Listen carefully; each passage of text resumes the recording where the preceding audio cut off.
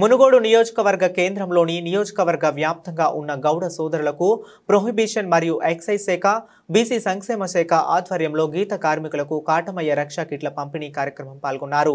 మునుగోడు శాసనసభ్యులు కోమటిరెడ్డి రాజగోపాల్ రెడ్డి ప్రమాదవశాత్తు తాడి చెట్టు నుండి కింద పడిపోకుండా గౌడ్ అన్నల రక్షణ కోసం తెలంగాణ రాష్ట్ర ప్రభుత్వం ఈ కిట్లను పంపిణీ చేస్తుంది. దాంట్లో భాగంగానే ఈ రోజు మునుగోడు నియోజకవర్గ కేంద్రంలో మునుగోడు శాసనసభ్యులు కోమటిరెడ్డి రాజగోపాల్ రెడ్డి నియోజకవర్గ వ్యాప్తంగా ఉన్న కల్లు గీత కార్మికులకు కాటమయ్య రక్షణ కిట్లను పంపిణీ చేశారు. ఈ కార్యక్రమంలో బీసీ సంక్షేమ శాఖ అధికారులు, ఎక్సైజ్ అధికారులతో పాటు నియోజకవర్గంలోని అన్ని మండలాల ముఖ్య నాయకులు పాల్గొన్నారు.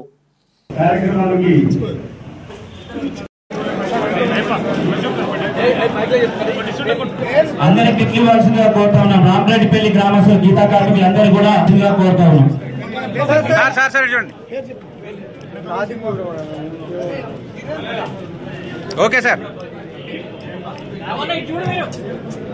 గీతా కార్మికులందరూ కూడా సిద్ధంగా ఉండాల్సిందిగా కోరుతా ఉన్నాం. పల్లెవేల గ్రామస్తులందరూ కూడా గీతా కార్మికులు రైట్ సార్.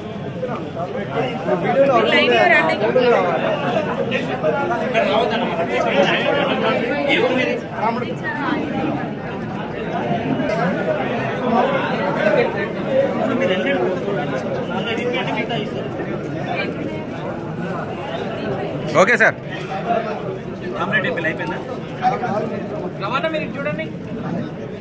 ఓకే అయిపోయిందా? Okay sir. Okay. Choutuppal ex MPP గారు మరియు అదేవిధంగా ఎక్స్ జెడ్పీటీసీ గారిని కూడా వేదిక మీదకి రావాల్సిందిగా కోరుతా ఉన్నాం. మరిగూడెం ఏదైతే ఇట్ల పంపిణీ కార్యక్రమానికి మునుగోడు శాసనసభ్యులు కోమటిరెడ్డి రాజగోపాల్ రెడ్డి గారికి గౌడ సంఘం తరఫున, అదేవిధంగా మునుగోడు సంబంధించినటువంటి గౌడ కులస్తుల తరఫున కూడా స్వాగతం సుస్వాగతం తెలియజేస్తూ, రాగానే అదేవిధంగా వృత్తి ప్రమాదకరమైనది, రిస్క్ ఉన్నది కాబట్టి కొందరు సోదరులు తీసుకుంటొచ్చు. కానీ ఎప్పుడు అంత అయిపోయినాక రిలాక్స్ కావాలనుకున్నప్పుడు పొద్దుగా పండుకునేటప్పుడు. అవునా కదా? నేను చెప్పినది కదా, మీకు ఏమైనా కోపం వస్తుందా? ఆ సంగతి తెలుసు కదా, నేను ఉన్నది చెప్తా. మీకు ఏదైతే మంచి అవుతుందో మీకు కోపం రావచ్చు నా మీద.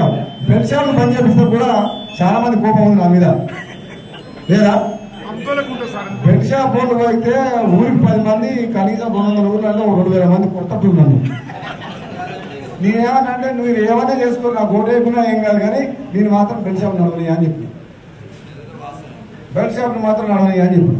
ఎందుకు బెడ్ షాప్ నడవని అంటున్నా అంటే, ఉదయం 5 గంటలకే మొదలు పెడుతున్న మందు, భార్య పిల్లల నుంచి బాధ్యతగా వ్యాపారమో, ఉద్యోగమో, కూలో, వ్యవసాయం చేసుకునేటువంటి పొద్దుగా దాంతో చేస్తారా? పని చేయగలుగుతుందా? మైండ్ పని చేస్తుందా? పొద్దున్నాక పంచిపోయి అలసిపోయి ఏదో పడుకునేటప్పుడు 2 బుక్కలు తాగినామంటే లెక్క ఉంటుంది, కానీ నువ్వు పొద్దుగానే ఏమైనా ఛాయ్ తాగడానికి అర్థం అవుతుంటే ఎట్లా కుదురుతుంది? కుదరదు కదా. కాబట్టి మీరందరూ కూడా మీ గ్రామాల్లో చెప్పాలి. మీరు కూడా ఒక బాధ్యతగా, ఒక ప్రమాదకరమైన వృత్తిలో ఉన్నారు కాబట్టి అతి జాగ్రత్తగా ఉండాలి. మీ భార్య పిల్లలను దృష్టిలో పెట్టుకొని మీరు చేసే, ఎందుకంటే మీరు చేసేది మామూలు పని కాదు. అటువంటిప్పుడు మీరు ఇంకా మాకంటే ఎక్కువ, మేమైతే కింద పడ్డా ఏం కాదు, మీకు దెబ్బతాడుతుంది. మీరు పైకి వెళ్ళబడితే మీకు ఏమైతే మీకు తెలుసు.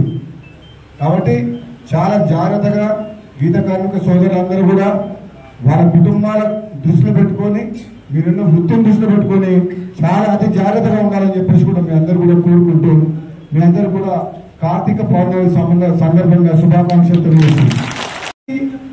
ఎంత రిస్క్ తోడు కూడుకున్నదంటే నిజంగా కొన్నిసార్లు ఆలోచిస్తుంటారే, వీళ్ళందుకు ఈ విధమైన వృత్తి ఉన్నది, వీళ్ళు నిజంగా వెంకట నుంచి వీళ్ళు గౌడన్నది ఇదే గీత కార్మికులకు ఇదే వృత్తి ఉన్నారు, కానీ చూస్తే ప్రమాదకరంగా ఉంది, రిస్క్ తోడు కూడుకుంది, లైఫ్ రిస్క్ ఉంది, దీంట్లో ప్రమాదం ఉన్నది అని చెప్పి నేను కూడా ఎంతోసార్లు ఆలోచించింది. ఇప్పుడు నేను అదే ఎక్సైజ్ సూపరింటెండెంట్ మన ఆయన సార్ గారితో అంటాను, నిజంగా ఇది ఎవరు ఈ కిట్టు ఎవరు అనుకున్నారు ఎట్లా అని చెప్పి తెలుసుకోవడం జరిగింది.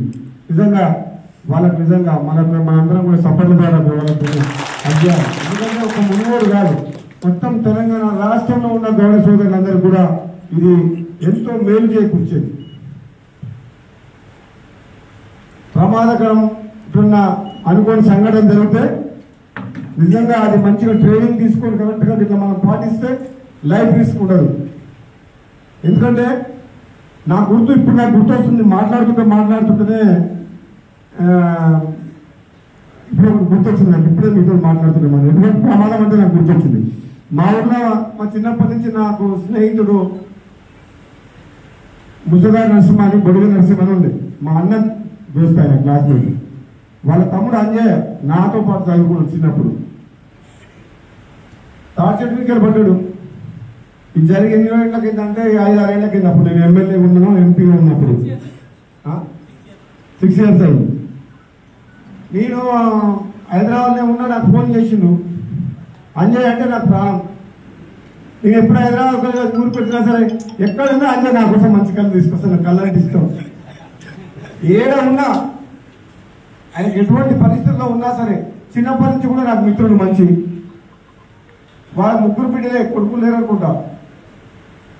చాలా సాయం చేసిన అంజయ్ కూడా. అయితే నేను ఎట్లా ఉంటుందంటే కొన్నిసార్లు ప్రమాదం జరిగితే మార్గ మధ్యం వచ్చిన తర్వాత నాకు ఫోన్ చేసిండు. మా ఊరి నుంచి ఒక ఆయన, అంజయ్ తాడి చెట్టు మీద కింద పడ్డాడు. రాత్రంతా చూడలేదు. పొద్దుగాల చూసేసరికి మూడుకుంటూ పడుకున్నాడు. రాత్రి రాలేదని భార్య పరిచయం అయింది. పొద్దుగాల పోయేసరికి ఉన్నాడు. ఎమ్మడే తీసుకొని వస్తున్నాం సార్, ఇట్లా ఉస్మానియాకి తీసుకుపోతున్నాం. ఎక్కడ దాకా వచ్చిందంటే ఎక్కడికో చెప్పిండు. ఉస్మానియాకి పోతున్నా, ఉస్మానియా హాస్పిటల్ తీసుకుపోతున్నాం అన్నాడు. ఇక ఉస్మానియాకి పోయినాడు. మన అసలు అటు పోయినట్టు పైకి నేను చెప్పినా, ఎట్టి పరిస్థితుల్లో పైసలు లేవు కదా సార్, మరి ఉస్మానియా కానీ ఎన్ని లక్షలైనా పర్వాలేదు అంజయ్ బతికాలే, చక్కగా మనస్పూర్తిగా యశోద హాస్పిటల్ తీసుకుపోవాలని చెప్పిన. కుల ఊపిరితో ఉన్న మనిషి యశోద హాస్పిటల్ తీసుకుపోతే మనస్పూర్తిగా నేను మనిషిని పంపించి పైసలు పంపించిన హాస్పిటల్ చేంజ్ చేసుకొని బతికించాను.